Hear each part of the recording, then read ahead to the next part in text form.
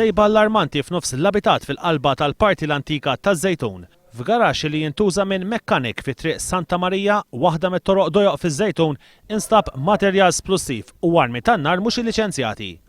One News huwa informati li l-investigazzjonijiet ilhom għaddejjin għal xi jiem u ħallew il-frott hekk kif kmieni s-sibt wara nofsinhar il-pulizija segwew il-movimenti suspettużi ta' raġel ta' 66 sena miż-Żejtun illi waslu għas-Sejba.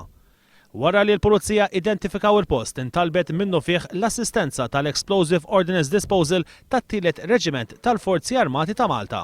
Ma li daħlu fil-post mill-ewwel instab materjal suspettuż li jirriżulta li huwa splussiv u li bih kienet qed tinħadem bomba.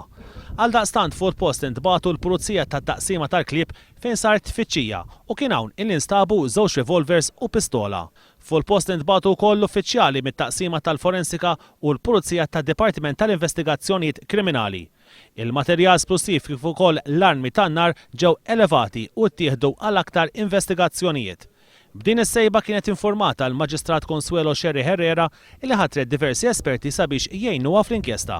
One News huwa informat li ż-Żejtuni ta' 66 sena li kien arrestat allegatament huwa magħruf mal-pulizija u dan brabta ma' numru ta' hold-ups li allegatament wettaq anke bl-armi.